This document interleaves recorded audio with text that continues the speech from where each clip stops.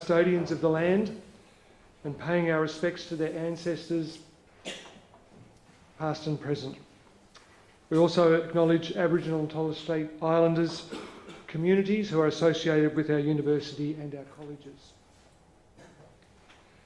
This morning I'd also like to begin by thanking our colleagues from St Athanasius College for their hospitality today and acknowledge the exceptional contribution the Coptic Church and St Athanasius have made to the university under the leadership of Bishop Suriel since 2012. But as you may well be aware, in light of the news of Suriel's resignation as bishop on Monday, on behalf of the university we want to offer our practical support and our collegial support for all the staff and students of St Athanasius today and in the weeks and months to come. Our prayer for you is that in your hour of need we may be a blessing to you as much as you have been a blessing to us.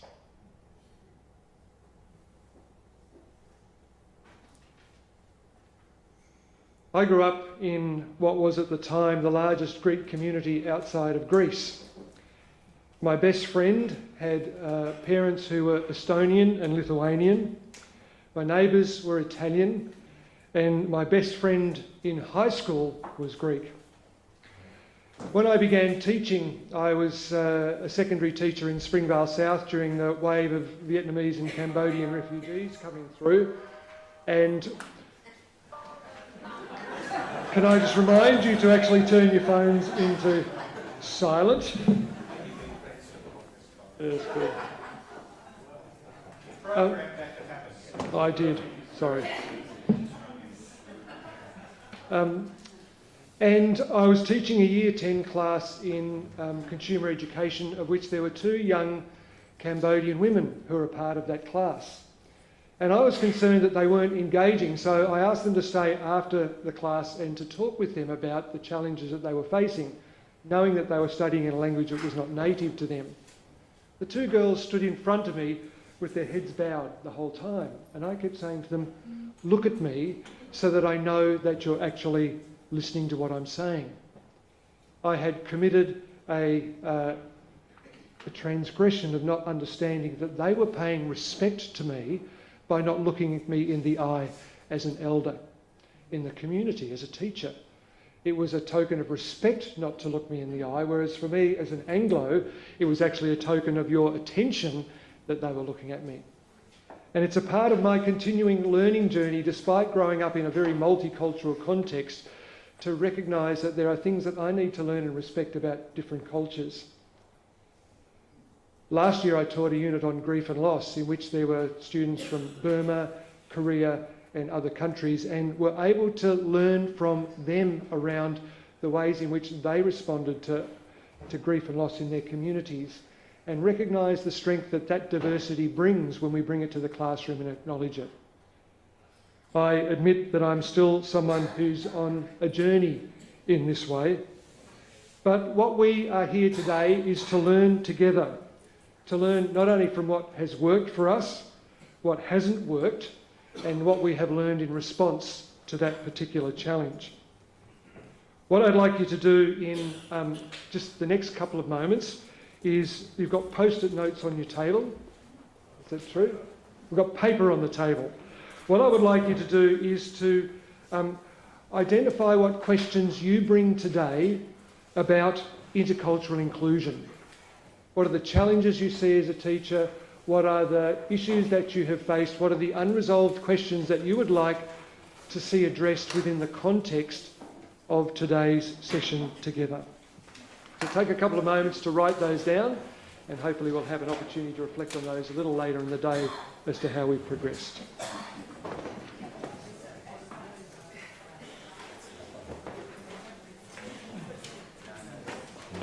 So at this stage, just an individual response. We'll get the chance to share those a little bit later on.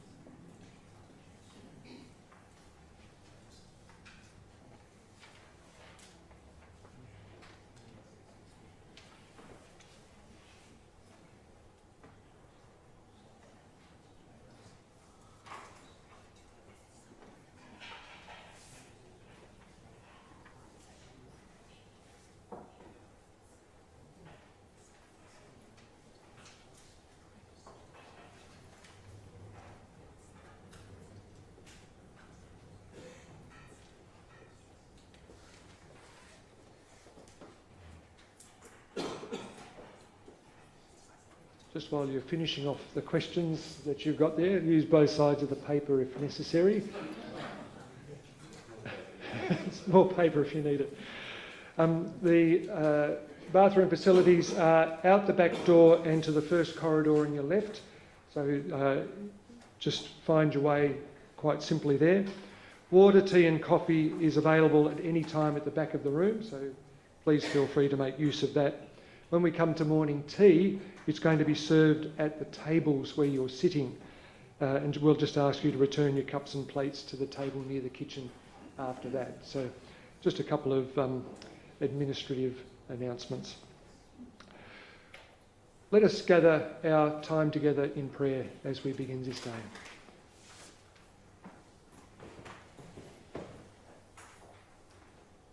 As a community, our God, this day we gather emblematic and symbolic of the diversity which represents your people, your mission, your kingdom.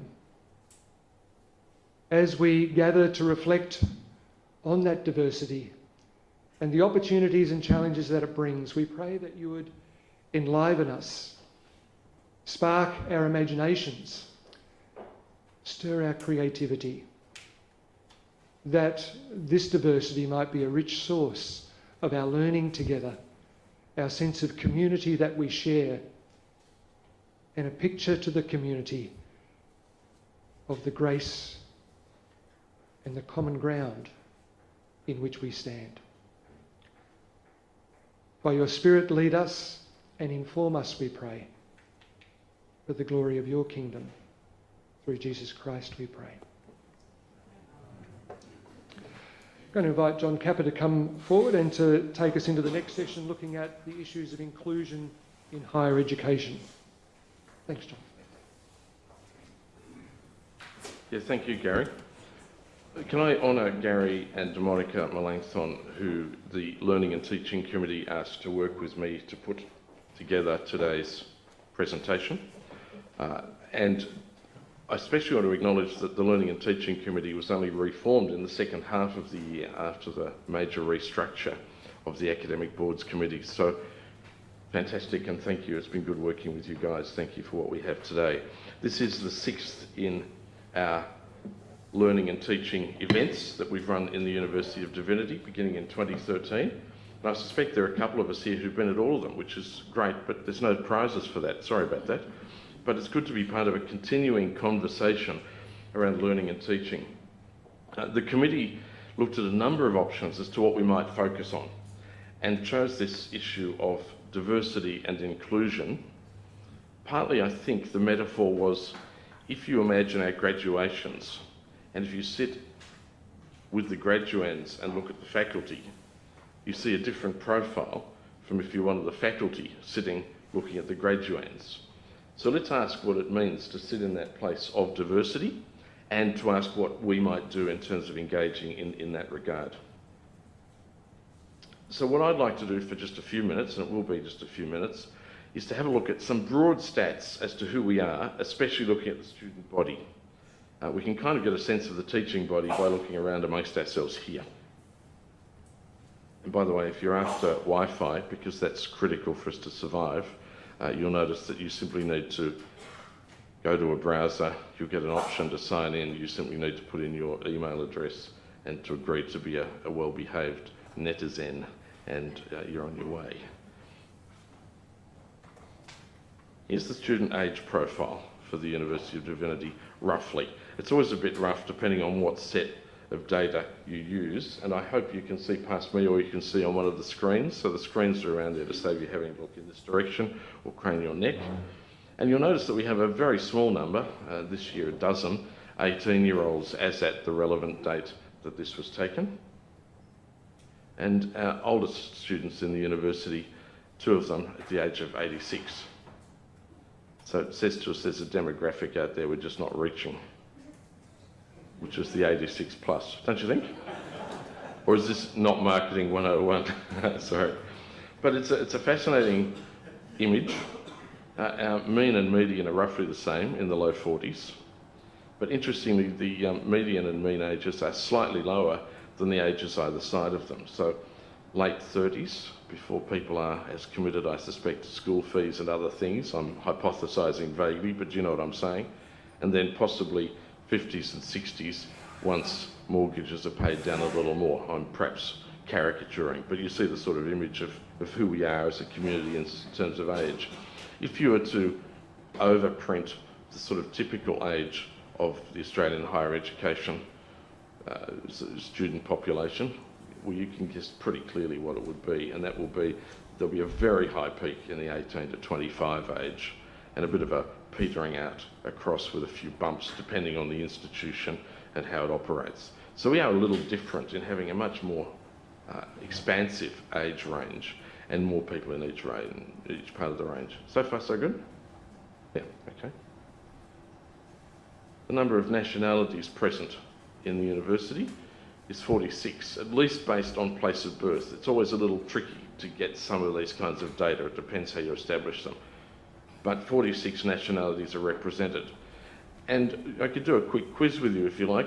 Are there more African than Asian or more Asian than African? Asian than African? Yeah, I think that's what we'd probably agree. And in fact, if you look at the top nations represented in head count, they are very particularly Asian. The third one's a bit of a ring-in, being New Zealand. But that's the picture there. And if you look, there are about 1,000 who are Australian born. So the vast majority are born in Australia. No surprise there, but still quite a bit of diversity. To my surprise, I found there are 27 people whose birthplaces were Africa. Other Asian not represented there is 59, making the total 176, or around about 10% of the student population. And then the Pacific, surprisingly small number, really. Europe and the Americas. And in terms of our conversations today, only one person who identifies as Aboriginal, and the other person actually identifies as Aboriginal/Torres Strait Islander. This part of our database is complex because they're sort of free text fields, so it's not always easy to identify exactly what's going on. But it gives you a little bit of a profile as to who we are. Now, a quick pop quiz. Could you give me a big wave of your hand if you think we have more males than females in the university? And a big wave of your hand if you think we have more females than males? I think you are right. But how big's the margin? How big is the margin? Well, that's what the images are like. It's not massively different. It's only 51%. Probably active students in classes at any one time. It might be higher. I'd like to, I mean, it's always the way, isn't it? You get a few stats and it opens up some questions and you want some more stats, you know. Are the women more predominantly full-time? Do they take a greater subject load? Is that why we think that there's even more in our classes than in fact the stats might tell us by enrolment head count? But that's our experience. And are you surprised that there are more than one student in the university who identifies as neither male nor female? I think that's a question that in the next 10 years we'll probably start having conversations around. Certainly in parts of my own faith community, that conversation's there. Should clergy put at the bottom of their signature file what pronouns they prefer? Because they're assumptions. Some members of our community have names that could be either male or female and are used to doing that anyway. Would it be good practice for us all to? It's just a question that will, I think, arise as some social changes develop in that regard. Here's a quick summary of the students who report as having special needs. That is, at the point of their enrolment, they have said, I have a particular set of needs that I'd like taken into account in my enrolment. And again, in the database in TAMS, this is a free text field, so it's not entirely easy to aggregate and list the particular dimensions of this, but there are 3 people who have identified anxiety and depression, and I suspect each of them feels we know all 3 of them. Could be wrong there, but that's a widespread reality, but it certainly I think is probably underreported in this regard. 14 have hearing-related issues, and I suspect some of us do as well. That's not uncommon. It's part of the age profile, but it's part of the human reality. but there are 62 others. So that's about 5% of our students would claim that they have some particular situation in their own life, typically medical, that needs some consideration. Thought it's worth mapping that out as we start. So what do we do as a university about these things? The good news is we have very high engagement with our students. All of the reports tell us that. And part of that comes from being caring communities, small communities, and communities where there's a high proportion of teachers and support staff to students. But in terms of our formal structured responses, let me note a couple. Firstly, in terms of care and engagement, the University of Divinity's mission is to demonstrate how to live in unity with diversity. So in a sense, even in our mission statement, there's a dimension that says we are an inclusive community. That's what we aim to be. And the inclusion policy expands that further by noting that it provides the basis for an inclusive and accessible learning environment in which all students have equal opportunity. It goes on at some length to unpack precisely what that means in particular circumstances, and I think that typically academic deans, and these days more specifically course advisors, are aware of that inclusion policy so that in their conversations with a prospective student, the attentiveness and awareness to issues that might need some special consideration can be discussed. Let me run briefly through the principles of the inclusion policy, which you can look up and enjoy online at your own leisure. Firstly, the university is committed to the admission of students on the basis of academic merit. In other words, there should be no other basis for admission or exclusion than aptitude to complete the course academically. Secondly, the university values diversity, and it spells out a little bit of what that looks like. Thirdly, the university is committed to fostering a culture that's free from discrimination. Again, it spells out elements of what that might look like. Fourthly, the university is committed to the provision of reasonable support. Reasonable support is always a challenging question for us, but what is it that we might do in terms of reasonable support in whatever the circumstances are? Fifthly, the university is committed to creating accessible and inclusive environments. And pretty much all of our campuses are negotiable by people with mobility needs and perhaps vision impairment. Not 100%, but in broad terms, we seem to work around that. No big surprises. It's also worth noting, just to put ourselves in the biggest possible context, that our policy aligns with the higher educational standards, which I'm hoping you don't read very often. But the higher ed standards say that institutional policies, practices and approaches to teaching and learning are designed to accommodate student diversity, including the underrepresented and or disadvantaged experienced by identified groups, and create equivalent opportunities for academic success regardless of students' backgrounds. I think that's what's encapsulated in our mission statement, but it's good to see that the higher ed standards spell out as well, and we are compliant with them. Secondly, that specific consideration is given to the recruitment, admission, participation and completion of Aboriginal and Torres Strait Islander peoples. And clearly that is an ongoing challenge. Part of our university's strategic plan is to look at how we work for greater Aboriginal inclusion, greater engagement, and part of our conversation today will pick up that theme particularly. And one of the outcomes that can come from the inclusion policies that a student who identifies a particular need can have developed in consultation with their course advisor or academic dean a student support plan. In other words, rather than having to negotiate that I've got a hearing problem with every lecturer, there can be a plan that says we'll circularise the lecturers and let them know that, but we'll also encourage you to sit near the front and to sort of make it known if you can't hear. I'm making a basic comment on that, but you hear what I'm saying. So that we can actually work with students to develop a coherent plan that will meet their needs. That ends the particularly exciting, but I hope useful contextualisation of our conversation. It does give me a minute or two if there's a question that's worth resolving or putting on the table now. Otherwise, I'll hand back to Gary. He waits in case there's a question. And the question pops into the mind of somebody just as he leaves the microphone, which will be about now. Perfect, thank you very much. Oh, look at that, see how it works? Profit. Can I make a suggestion today? Given we don't all know each other, if you're going to ask a question, can you just give yourselves an introduction by name and college? I'm sorry to put them. Do I have to stand up? Would you like to? Yeah, I'm Lisa. I work at the University College, and I'm the online learning coordinator. Thank you. And Lisa, this is your first conference of this kind, so welcome. Thank you.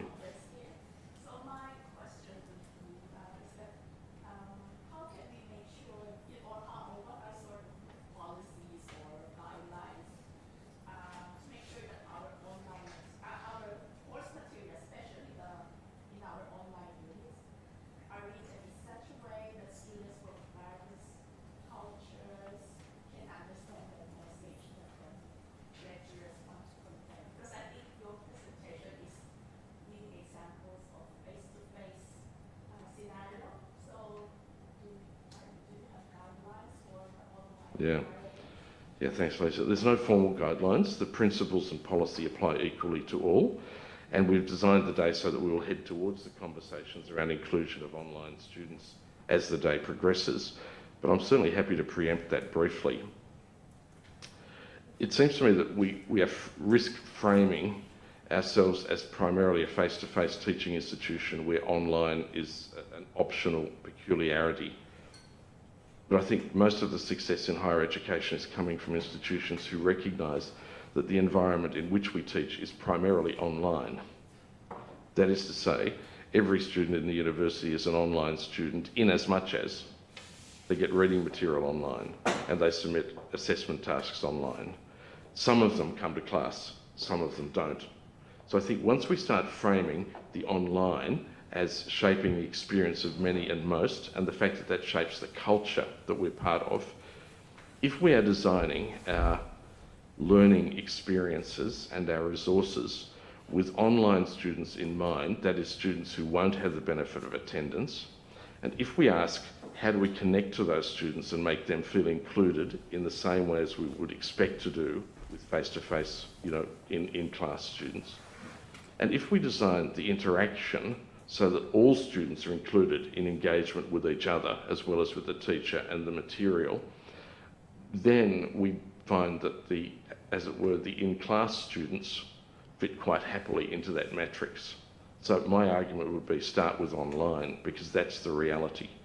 And I can point you to a chapter in a book which happens to be a chapter that I wrote around that, asking the question, what have we learnt from teaching online that shapes our teaching face-to-face? Because I think that's the way to go. Is that helpful? So I'm sorry to start with the assumption of face-to-face, but I'd actually like to suggest we don't flip the classroom, we flip our thinking to think as the interactive online space as primary and other things are added around that. That takes me to exactly our time. Was that the question we all hoped Lisa would ask? Thank you, and I'll hand back to you, Gary.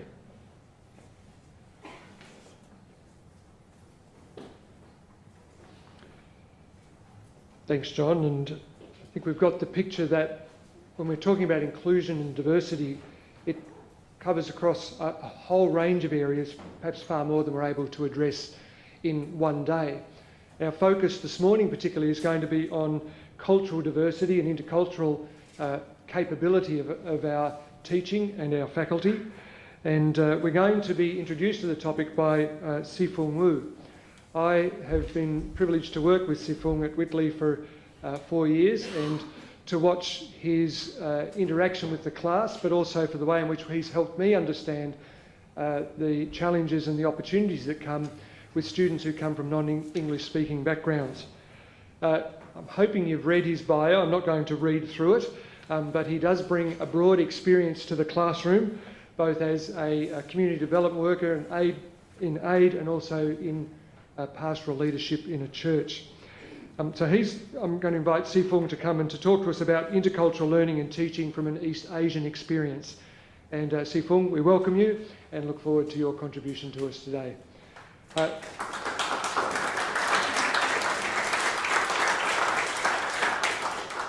So there will be a time for questions and answers after Sipung's had his presentation to us, so make a note of your questions as you go through and we'll do that. It's me? Okay. Thank you, Gary, for that introduction. Let me just get set up here. Can I just pass this around? This is something that we'll do in a moment. So I've got only 16 copies. I think we just need 2 copies per table. Yeah. Okay. So, good morning. Good morning. I'm very grateful for the opportunity to be here today. I have to admit, though, that I'm speaking with a real sense of fear and trembling because I'm aware that I'm speaking to very experienced teachers and highly qualified people. In fact, when John asked me to do this, I thought I was going to be one of the many speakers running a workshop or something, but I only found out when the ad came through that I was going to be the keynote speaker. I'm also very aware that my cultural experience is restricted to 2 cultures, Australian culture and Chinese culture, and Chinese from Hong Kong, which is quite different from mainland Chinese. Also, my social location, personality, and faith experience have major influence on my worldview. Indeed, I'm only starting to do some research on intercultural studies and the theology around it. Therefore, I don't pretend at all that I'm an expert by any stretch of the imagination. But I do hope that my more than 30 years of intercultural experience can make a contribution to this conference today. So what I'm going to do to share is my reflection as a bicultural person who was born and bred in East Asia, but have studied in the UK and have been living in Australia for almost 30 years. The reflection that I'm going to share is a personal one, in that others from a similar cultural experience may see things differently. So let me tell you my story. My childhood was all about work and study. My life revolved around school, homework, and work in a factory. Factory in that East Asian setting, not a factory in Australia. Life was tough, partly due to a very dysfunctional family and my mum living with a disability. We were poorer than most Australians today, but I have no complaint, for we always had food on the table and everyone in our neighborhood lived like us. So we were not poorer or richer than the others around us. I always did well academically, and my high school results easily qualified me for a place in a university in the UK. So, at the age of 18, I flew to England. I was immediately confronted with very cold and miserable weather. My family had only about 20 Australian dollars left in the bank, and the money I had with me could only last for about 3 months. So going overseas to study was not an adventure, but a very stressful event. Although I easily passed the university entrance English exam, the English test, I could hardly understand a word when I arrived at the University of Leeds, where the Yorkshire accent and the accents of the other students were totally incomprehensible. Even though all my subjects in high school were maths and science, I chose to do a bachelor degree in economics because I wanted to do something different, but it was a big mistake. At this point, I would like you to do a little exercise. Now, it's not meant to be a detailed discussion, but a simple activity to help you to understand my experience in England. So I think it should take about 5 minutes. There are 6 questions on the piece of paper that I passed around, Gary passed around. So if you can go through that and and then I'll run through those questions with you. So about 5 minutes.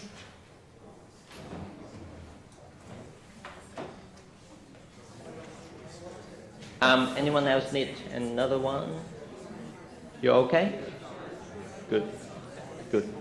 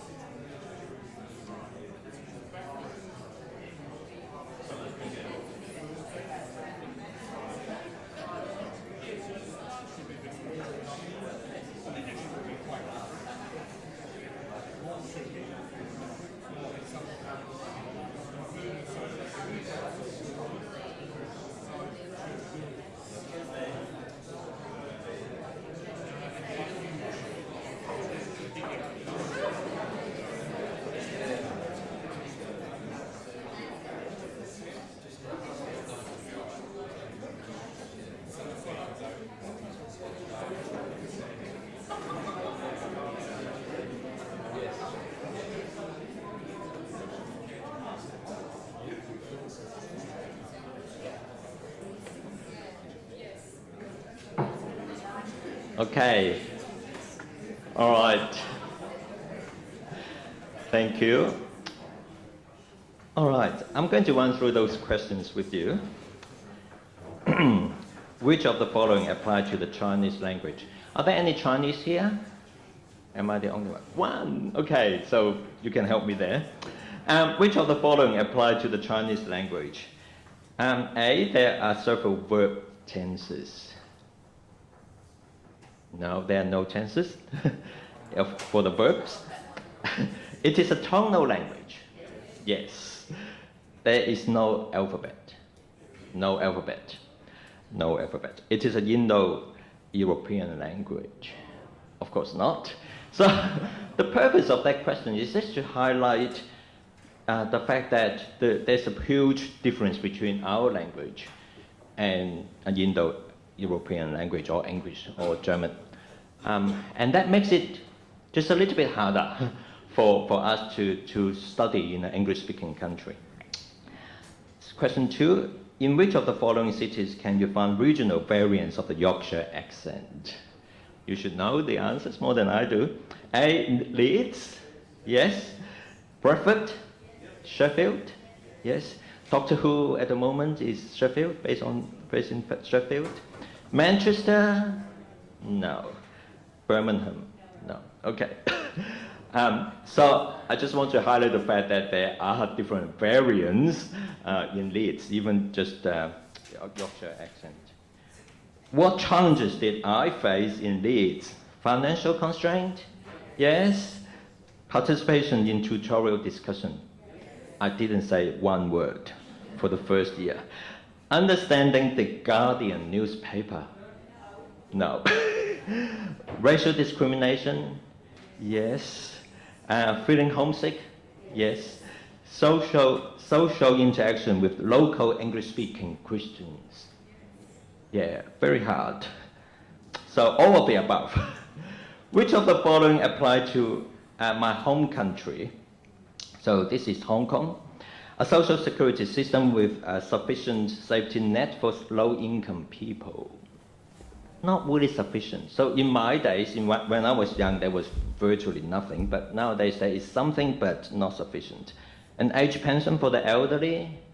No, not really. We have a little bit of something nowadays, but not really sufficient. A universal healthcare system like Medicare.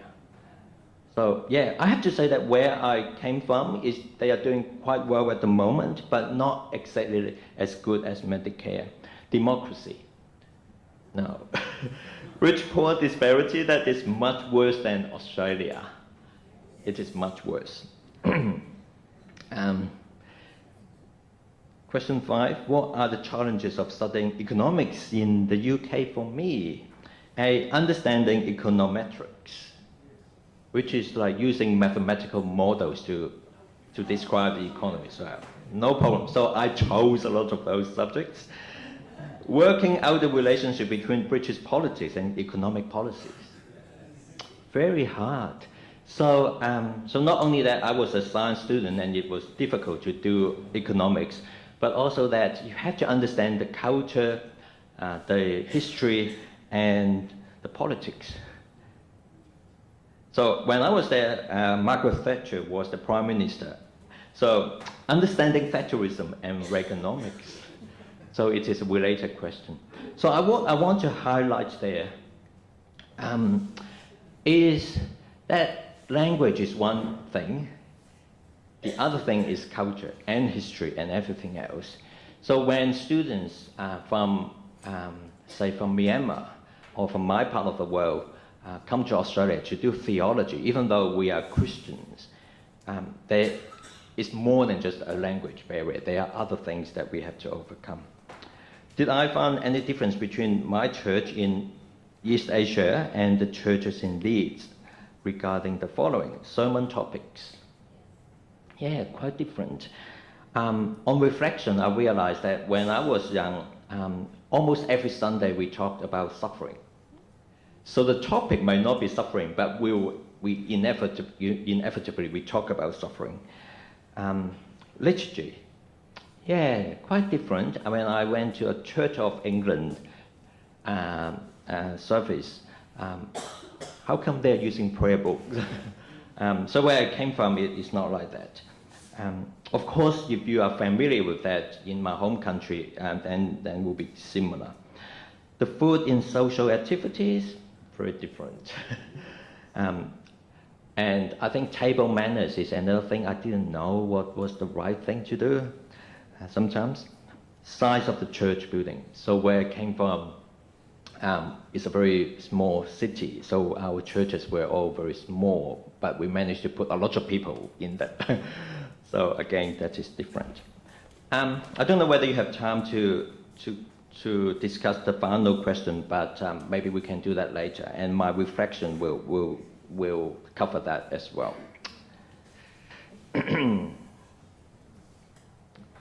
So, looking back, the challenge I had was threefold: language, culture, and financial constraint. The language barrier and the lack of understanding of Western culture, history, and politics made it exceedingly difficult for me to do well academically. This in turn caused enormous guilt and shame because I felt that I had failed my parents, who had high hope on me and depended on me for a financially secure future. Those years in the UK were full of stress and anxiety, but it turned out to be an opportunity for identity and spiritual renewal. I joined a group of Chinese Christians. My faith grew in that faith community, and after 2 years, I became one of the leaders. I spent a lot of time praying because you can't really turn to anyone else, and reading the Bible, and my life was transformed totally. In all honesty, I won't be here today without those years of getting to know God in England. Those were difficult years on many levels, but they were the most formative years for me. Now, this is my experience. It may not apply to other people. I migrated to Australia some years later. I worked in IT, then I worked as a pastor, and after that I worked in an aid and development organization. I completed a PhD and I have been teaching for quite a few years. I still think that language barrier, cultural difference, and low socioeconomic status are major hurdles for me at every step, even today. But it is my bicultural background and my childhood experience of relative poverty, and we are not very poor, but we experience something. It is those experiences that helped me to write my doctoral thesis on suffering in Romans. Now, of course, I fulfilled all the academic requirements in a Western institution to get my PhD. The institution is this one.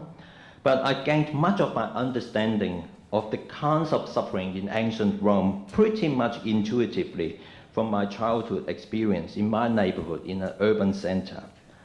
My conclusion in the thesis that Jesus' followers are called to a vocation of suffering with Christ is inspired by my own experience as a believer. So my Western education is instrumental in my investigation, but the work was motivated and inspired by my social location, cultural and intercultural experiences, and thinking theologically in those contexts. Okay, so far the focus of my talk has been about being a learner in intercultural and different cultural contexts. Now I want to reflect on what I have learned as a teacher in a culturally diverse setting.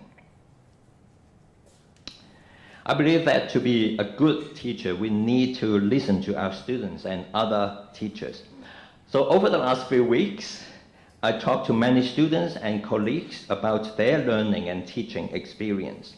In the following, I will outline what I have learned from those conversations by way of 7 fictional students. The portrayal of these students is mostly based on true stories, but I have changed the details and added certain details to protect people's privacy. I also need to emphasize that the stories include experience outside the University of Divinity. Whenever you hear a critique, a negative one, it is most likely of a generic nature, not specific to us. 7 students. Ariadne is an international student from East Asia in her early 20s. She is always busy because she works part-time and is very active in church. Her English is not good at all. She struggles with her studies. She realizes that her lecturers are frustrated by her inability to spend more time to improve her English and to do better in her assignments. But her financial commitment, her church commitment, make everything difficult. Second student, Arthur Yims, is a 30-something Anglo middle-class Aussie. Almost everyone in his church are from Anglo or European background. Arthur is a very intelligent man. He always believes in diversity. He thinks that it is a good thing. But in his first year at college, he found it annoying that his lecturer gave so much time and attention to the Loud students, Loud being language other than English. Class discussions were not as stimulating as he would like. But now, after a couple of years, he has come to realize that it is actually good training for him to practice loving his neighbor. Also, the faith experience of the Loud students has been an encouragement to him. Next, Melanie Cobb. She is a busy pastor of a 200-member church where all the members of the church are from the same country. She migrated to Australia at the age of 30. She worked as a nurse for about 5 years, but 5 years ago her senior pastor retired and the church invited her to become a pastor. The Bible is very important for her, not because she holds a rigid view of Bible inspiration, but because she has gone through many hardships in life with the help of the scripture. Prayer is also very important for her for the same reason. Melanie and 2 young men in her church are studying at the same college. She appreciates the teaching at the college, but there are 2 issues. First, she finds that she cannot apply what she learns to her sermon preparation because of the cultural differences between her lecturers and her congregation. Second, she is concerned that the 2 young men who are studying with her, they are increasingly questioning the theology of their parents and the theology of the church. While she herself has no problems with a healthy questioning of faith and tradition, she fears that this may cause divisions in her church and in the families in the congregation. And she fears that it may jeopardize the strong communal character of her church and her community. Next student, Nicky C. Mead is a young man who spent many years in a refugee camp in Thailand. He loves the Bible, for the words of comfort in the Bible helped him to get through the miseries in the refugee camp. He loves Hillsong music. It is because he thinks that singing Hillsong songs allows him to worship God as a unique individual, that he can be himself, and that his identity is not only defined by his family, his tribe, and his community. He hasn't abandoned his community and his family. He just likes another way to express himself. His English is quite good, but he struggles with academic writing. He's keen to participate in classroom discussion, but is limited by his English competence. He values the fact that his lecturers try to pronounce his name and genuinely listen to him. He finds it particularly useful when his lecturers work through the biblical texts in detail, for much of his faith experience is shaped by the Bible.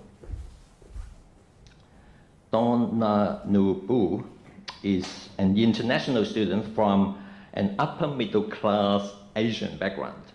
She speaks fluent English, although she doesn't understand the Australian sense of humor. She is very quiet in class because she is used to an education system where students are not encouraged to voice their own opinion. But it doesn't mean that she doesn't have an opinion. She simply doesn't know whether it is okay to voice it. Donna is frustrated by those who think that her English is poor simply because she is quiet. She is also annoyed by throwaway comments like, all Asians read the Bible this way, or Asians like fried rice. She finds this kind of stereotyping very unhelpful and inaccurate. But overall, she loves her studies. Jack Ha is a second-generation migrant who speaks fluent Australian English. He hated his Asian upbringing when he was young, growing up in Australia. But now, in his 20s, he's proud of his cultural heritage. He treasures his culture and knows that it will always be part of his identity. He's a youth leader in his church. Jack loves his studies, especially when the lecturers help him to think outside the box, outside his tradition, a tradition that is full of rules and obligations. At the same time, he knows that there is much in his own culture that he wants to preserve. As it happens, there is a lecturer from a similar background, not from the same country, someone with a similar background who has a bicultural view of life, worldview. He appreciates the opportunity to have a dialogue partner to work out how to navigate life between culture and faith. Final student, Martha June. Martha came to Australia as a refugee. Her journey to Australia was dangerous and her faith grew immensely in that long journey. She is doing her bachelor's degree part-time. She has a full-time job, but life is challenging because her job doesn't pay well. As a woman, she laments over the gender inequality in the churches and in the households in her community. She is very grateful for the presence of female lecturers at her college. Very important for her. Martha really appreciates the fact that the college provides a safe place of study. Her English is not excellent, but she is an intelligent person. She's very quiet in class, but she feels safe to speak when she is in a small tutorial group.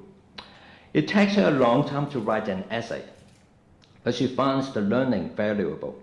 She likes the lecturers who record their lectures so that she can listen to them afterwards. And she loves those lecturers who use artwork and images as illustrations.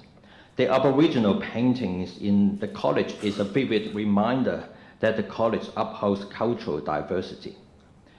But she would like more lecturers from non-Western backgrounds to teach at the college.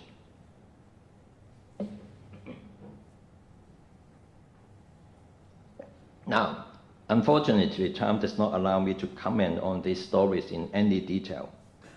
I think every one of these stories deserves a half an hour discussion.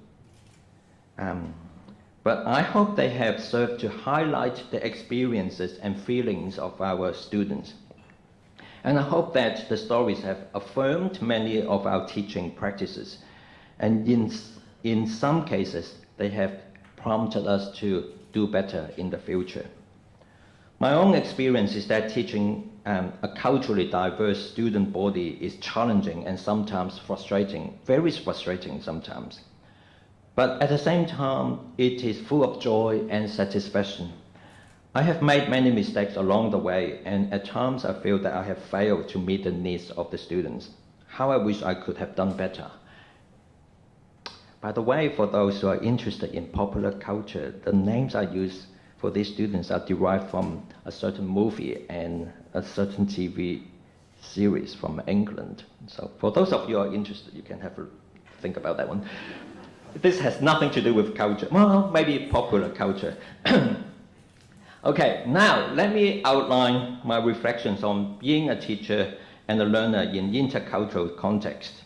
The following is very much a work in progress, and I'm sorry for any lack of coherence and clarity. And perhaps our discussion later can help me to clarify things. What I have learned from Paul's letters is the apostle's ability to hold in tension things that are seemingly contradictory, probably because of his bicultural and multilingual background. I throw that in because of this. I'm not sure about whether we can actually easily argue for that. And I think he has the opportunity to think theologically and in those intercultural contexts. On the one hand, the Jewish scripture forms the basis of his theology, and indeed Abraham is the ancestor of all who believe. On the other hand, he makes sure that the Gentiles do not have to keep the Jewish law. Importantly, his insistence on proclaiming the crucified Christ, 1 Corinthians chapter 1, is in itself, among other things, a demonstration that he has no problems in putting the glorious Jewish Messiah and the shameful Roman cross together. And the crucified Christ is simultaneously the risen Lord, who is the Lord of all, the Lord of both Jews and Gentiles, and the entire cosmos, the entire creation. It seems to me that for Paul, communal life has to be shaped by the self-giving, cruciform love of Christ. When it comes to meal sharing, which is very important in their culture, when it comes to meal sharing in a culturally and economically diverse community, he says this in Romans chapter 15, verses 1 to 3. We who are strong, or we who are powerful, ought to bear the weakness of the weak or the weakness of the powerless, and not to please ourselves. Each of us must please our neighbor for the good of building up the neighbor. For Christ did not please himself, but as it is written, the insults of those who insult you have fallen on me. As I have argued elsewhere, the echo of the love command and the citation of Psalm 69 here suggests strongly that Paul sees that life in a multicultural community has to be shaped by the self-sacrificing love of Christ. My sense is that Paul celebrates the cultural particularity of believers as well as the universal lordship of Christ. And when communal conflicts arise, love and kindness, justice and grace are to be lived out through the empowerment of the Spirit as believers participate in Christ's cruciform death and resurrection. Ultimately, the demand for cross-shaped communal life subverts every mindset and intention of superiority within the body of Christ. In light of that, and after considering what my friends, students, and colleagues have taught me, I would like to make the following suggestions. First, we celebrate diversity.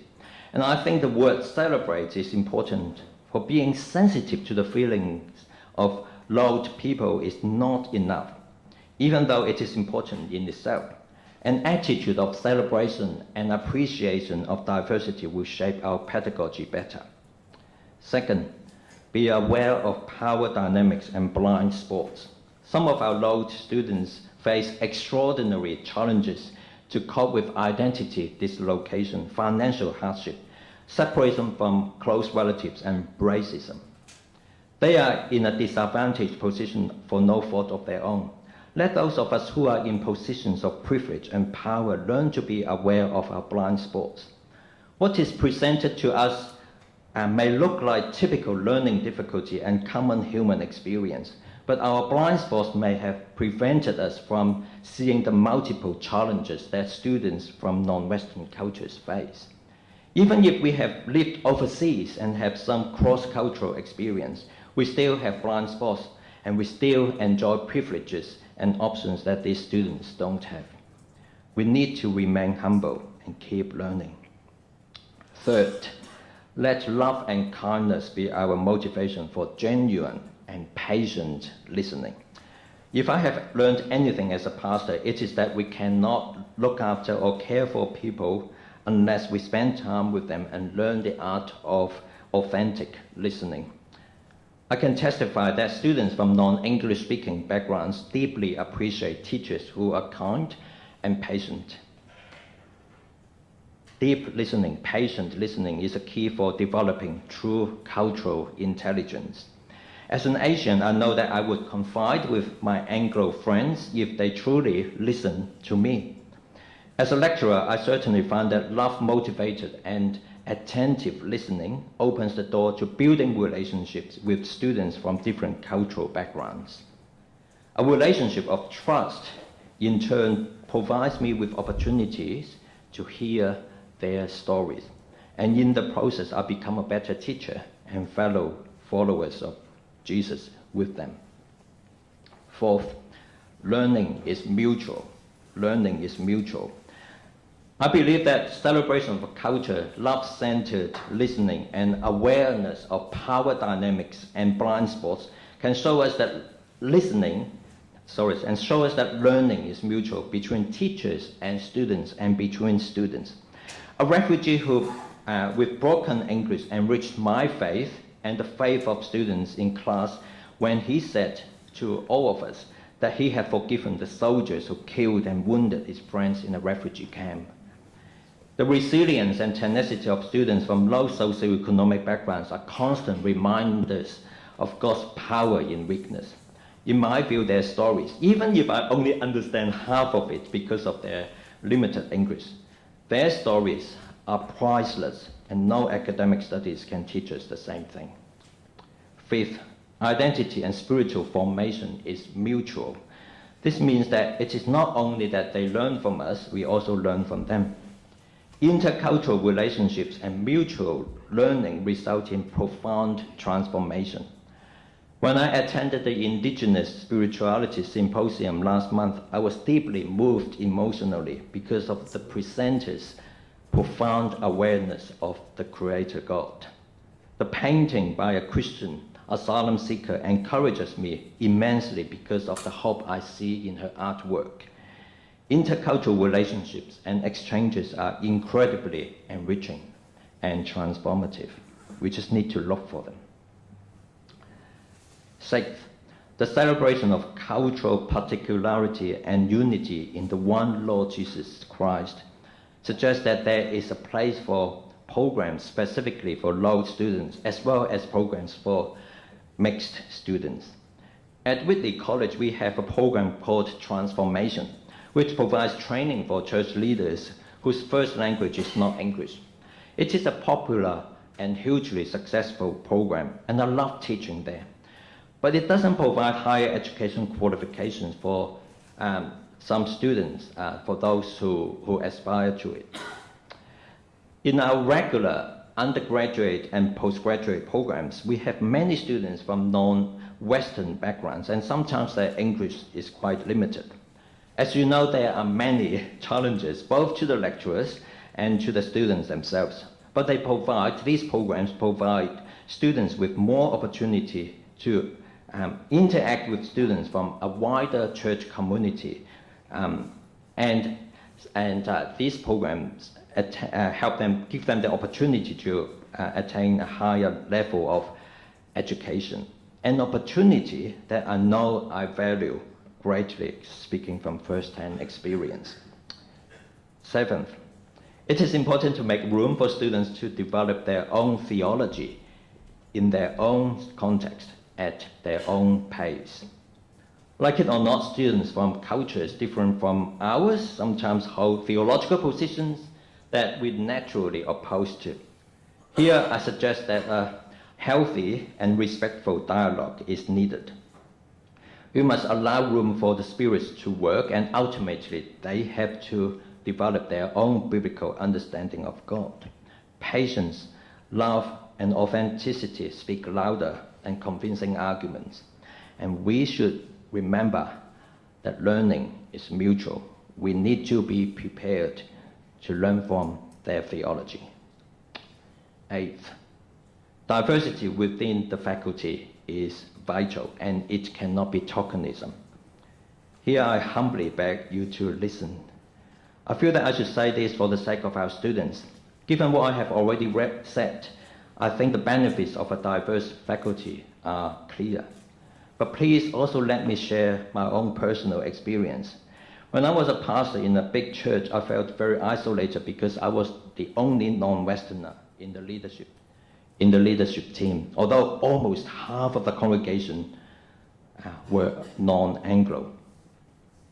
Once I conveyed the concerns of an African church member to a senior leader about a race-related, I think racist, comment in a sermon, the pastor flatly dismissed his concerns. As you can imagine, it was a horrible experience.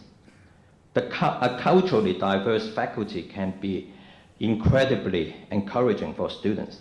Here, I would like to suggest that the best candidates are academically qualified, bicultural people who are loving and kind and have substantial intercultural experience outside their own culture.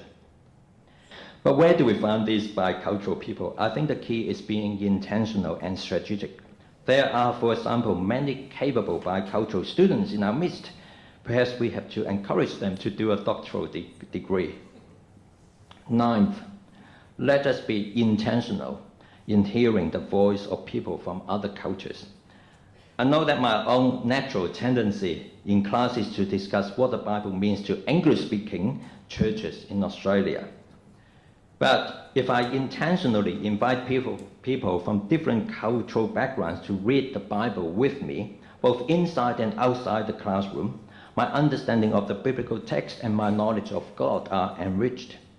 So I would encourage us to ensure cultural diversity when we consider who to speak in conferences, who to include in academic committees, and who to help out in organizing events.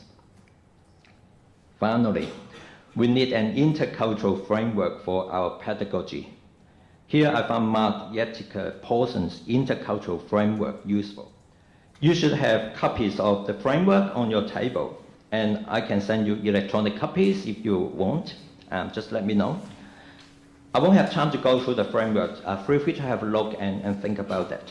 The framework says that we need to affirm people's own cultural heritage and gain wisdom from it. So to start with, we need to affirm their own cultural heritage and gain wisdom from it. And we can encourage each other to affirm our cultural distinctives and encourage cultural expression. We should work alongside each other with respect.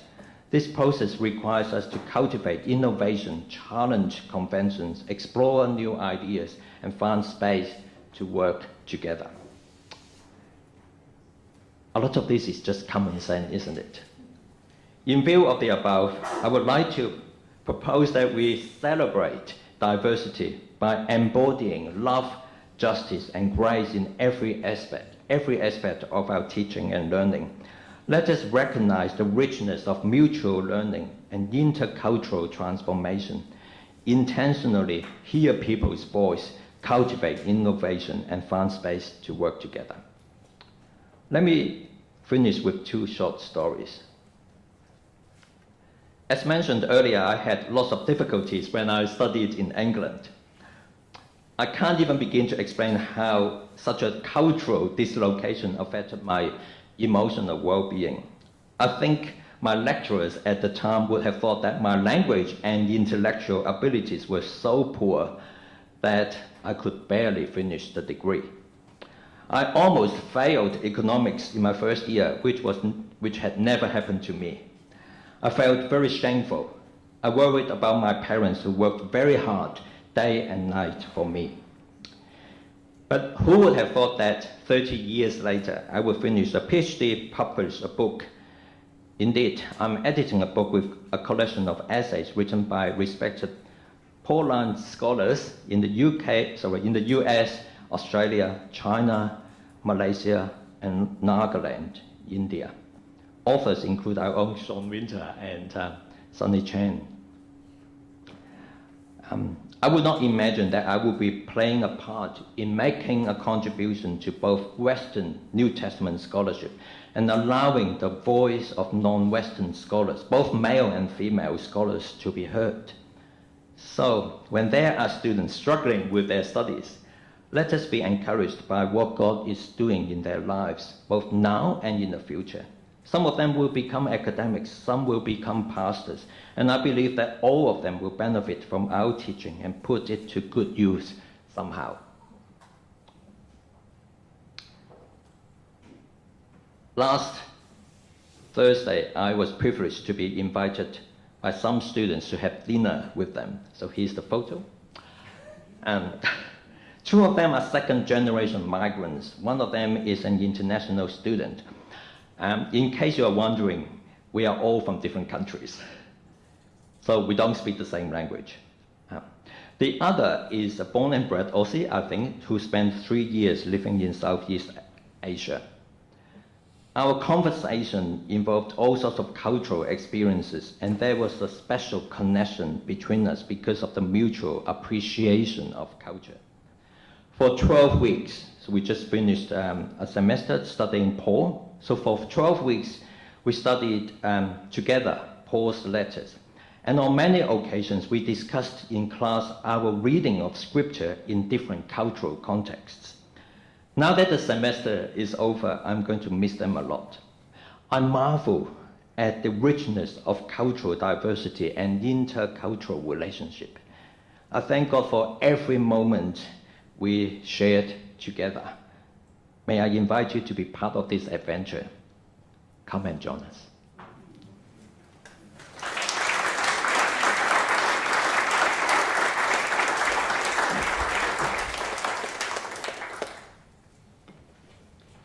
We've got an insight into what your students have benefited from your participation in the life of the university today. So thank you very much, Sifung. We had perspective of the students and the background, some of the challenges and opportunities for us as teaching faculty, but also underpinning this is that very strong pastoral heart that is evidenced in your presentation. So I'm sure it's raised questions. We have a microphone up the back if you would like to bring your questions so that we can learn more and work out how we actually make this applicable in our classrooms and our teaching. Thanks, Rosemary. Thank you, Sifung. One of the things that I appreciated in there is the context, looking at theologizing in their context and discussion, and was brought to some of that because we had someone from Chile come, and he would say, I want to be part of the discussion, but everybody's talking about what happens in Australia, and by the time I work out what they're talking about, I can't contribute. I wondered if you might have some insights to help us put in good examples of teaching to capture some of that. I don't have a simple answer, and I think some of you will be able to help us there as well. In my case, and it may have something to do with my personality and the fact that I'm an Asian myself. So I tend to just talk to the students during the breaks and afterwards and offer my help. So, and basically ask them, how can I be a better teacher? So over time I learn more about their culture and get to know them more. And this is where I can start to say the right thing, not the right things, things that can help them in class. And often it's really just be close enough to. I remember that just recently I talked to one particular student. He's always very quiet, and every now and then I would send him emails saying, "Are you okay?" And I think towards the end, I think the third last lecture, he started to talk. So I think it's a journey, and it can't just happen. We need to build relationships. That is how I do it. Yeah.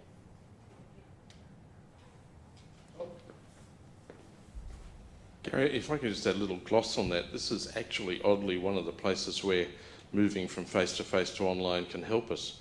Because if we ask students, for instance, to post a story, they've got plenty of time to compose it, and they're all, in that sense, equal in terms of their language and cultural skills. It's just a thought, it can actually work in the classroom as well as online. So I think the observation I would make is sometimes silence in the classroom can be a gift. It's allowing students to gather their thoughts and to frame the way in which they want to speak it, particularly if they're working from a different language base. There's an interpretive skill of actually interpreting into their own language and then interpreting it back. That takes time, and often we're trying to get to an end of a lecture that mitigates against that. So silence can be a gift in the classroom, even though it might seem initially awkward. That's a good point as well. Any other comments or observations? Yes, Maggie. I'm Maggie from UNC. Just a quick question. A lot of our frameworks actually, so Sal's talking about it, a lot of our policies actually govern students equally across the board in terms of what's allowable for extensions and environment. Would you suggest that there should be additional measures offered for international students, given your experience both as a student and as a student that you're experiencing?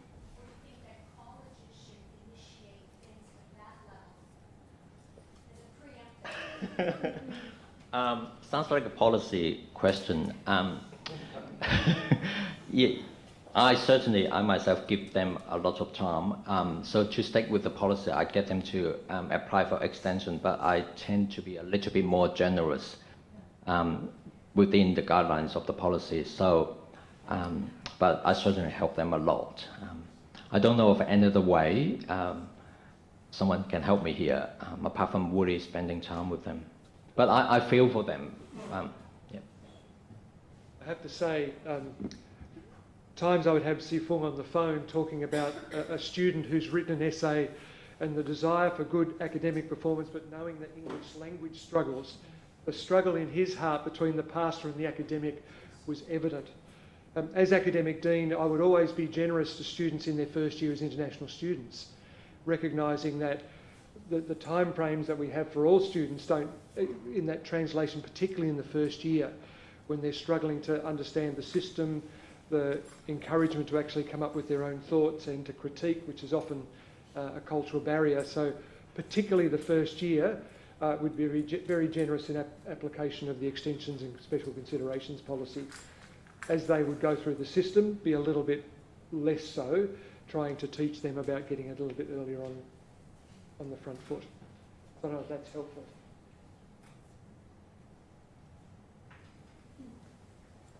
And like you, I was just wondering, I'm fairly new to the situation, but or at least to the situation at the University of Divinity. I was at La Trobe for many years. Now, we had with students who were from different backgrounds, non-English speaking backgrounds.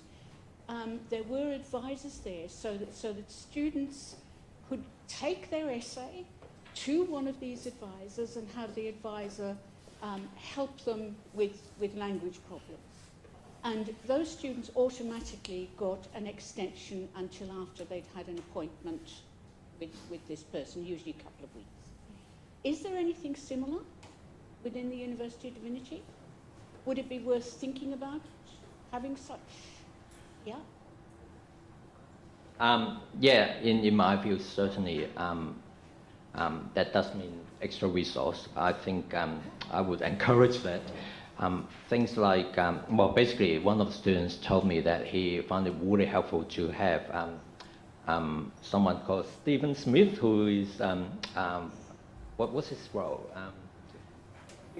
English language teacher, and the student highlighted the fact that he spent some years in Southeast Asia that really helped the student in this case because of their cultural understanding. But the English help is important. But I found that it is always a struggle for them because they don't always have time to improve their English. So it's multidimensional. And at the other end, there are time constraints on faculty and budgetary constraints on colleges to be able to provide that support. So while there's the intention there, we recognise the pressures that are working at both ends. Question? We've got a couple here, yes?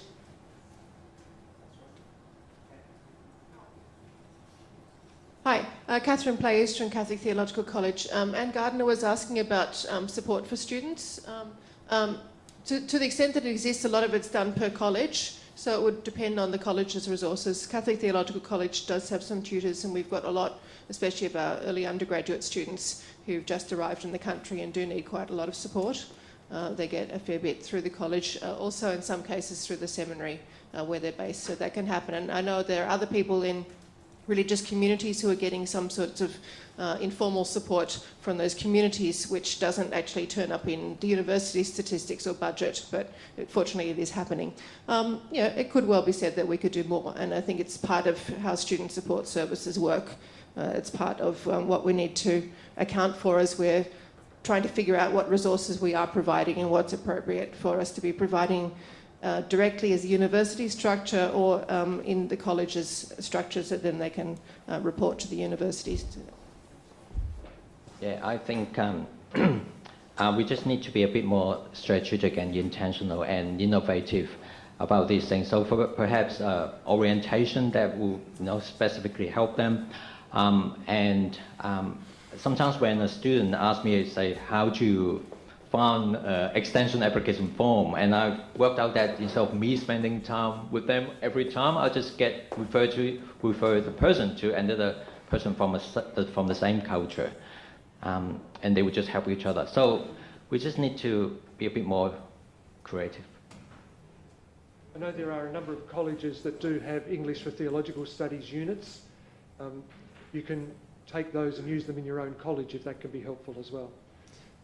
Grant Buchanan, not part of the University of Dunedin, but part of Alpha Christus College. One of the things that I was thinking, Sifong, when we were talking is that picture there is what we should also start with, not just finish with, in that having the intention to get people to socially connect outside of the academic would take away some of the shame of not getting the content. Often we catch people at the end or at the bottom of the cliff as they fail academically or struggle. I wonder if what you've done there is something that colleges could begin to intentionally bring people together in a social setting to help take away that power imbalance, if you like. I don't have. Mark, do we have anything specific add with it? No. This is why I mentioned orientation, and I have to say again that if our leadership has a diverse composition, it makes a lot of difference. Say, recently we are thinking of organizing an event where there will be food, and I'm thinking, if the event organizers can be a bit more inclusive, thinking about different types of food, it might be just a bit more welcoming. And again, you need people in those committees and places in the leadership team, because I'm automatically I automatically think about one particular culture, and I need to keep thinking differently. But that is because I'm bicultural, and not every one of us is like that. We need to have those people in our midst to make decisions.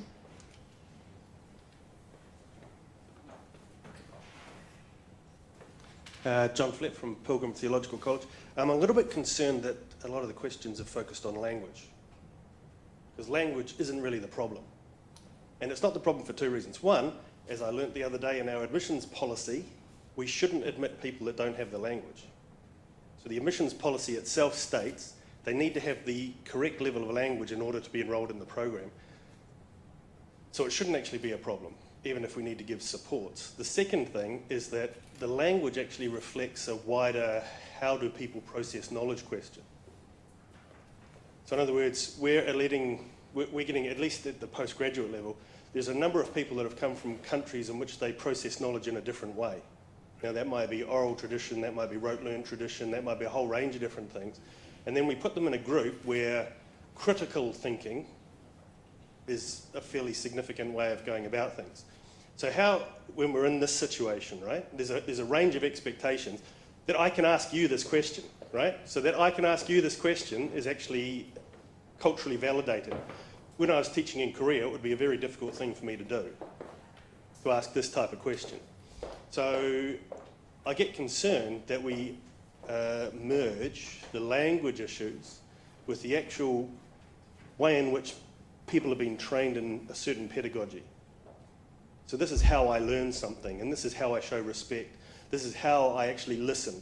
So when you said the very important thing is that if I understood that Westerners were listening to me, what does that mean? What does it mean for me to actually listen to you? What posture should I hold in order for you to feel that I am in fact listening to you? Yes, sorry. Yep. Okay, I'm not sure whether I can answer that question, those comments, or comment on your comments properly. Language is not an issue. I think I agree with you, and I'm not sure whether I totally agree with you, because as I mentioned, I passed all the English tests really well when I went to England. It's much more.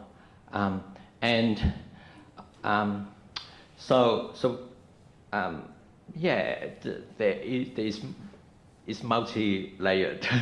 But the processing of knowledge, I agree with you. And what do we do with that? Because the whole system is geared towards one particular set of ways of processing knowledge. I found that in my experience with students, and I may be wrong here, I think they are fairly westernized in their way of understanding God, although not a lot. And that's where I think we can find some contact points to learn from each other. But I agree with you. So I use stories a lot. I think stories is one good way of doing it.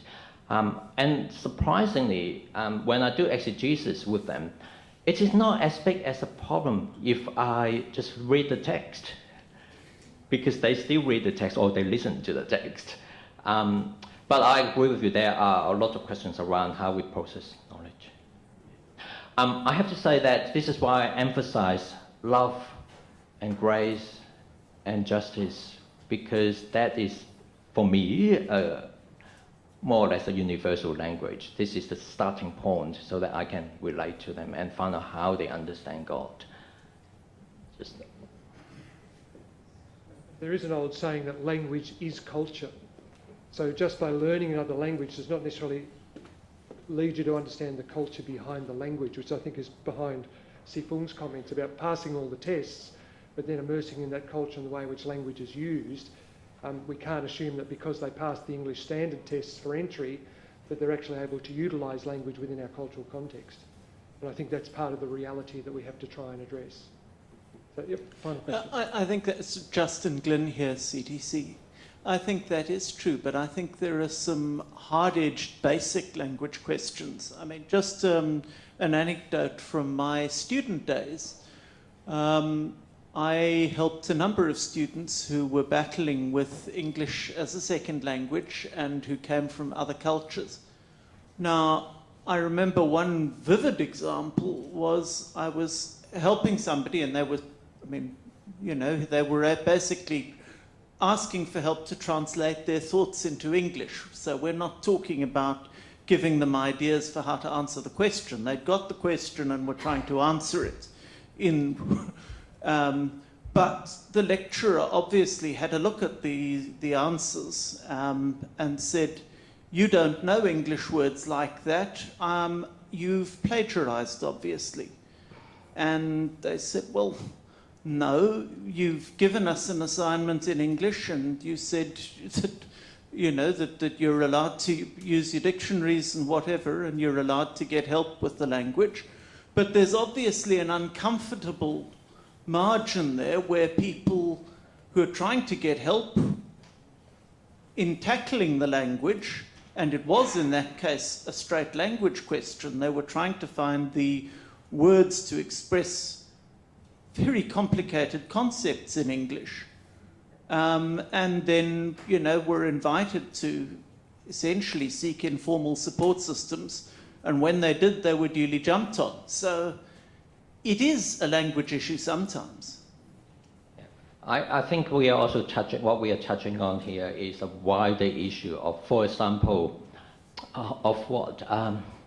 where the students are located. So I think when I decided to migrate to Australia, there is a bit of give and take. I can't just expect everyone to think theologically as the way I do. But that is different from a student from another part of the world who will go home. And it's different from someone who's born here. And yet, even for the second generation migrants, they have their cultural heritage, which they need to preserve, I think. Just a comment on language and culture and things around that. I think it took me about 10 years in Australia, living in Australia, plus 4 years in the UK, to feel that I begin to understand the culture here. I'll finish soon. And when I had been here for 20 years, I felt quite comfortable with the Australian culture. Now that I'm approaching my 30th year, I feel that I'll never understand. And I think that is important in the sense that language, culture, and your social location, all these things are related, and we can't assume things too much. And bear in mind all those things and try to live and teach and learn in that context is, I think, an adventure, but there are a lot of challenges as well. Well, thank you, Sifung. We've experienced something of what your students have experienced. You've given us some very insightful reflections and also some very practical tips. But I think those 3 words about learning with grace and patience and justice are 3 that we can carry with us. So let's put our hands together again and thank you.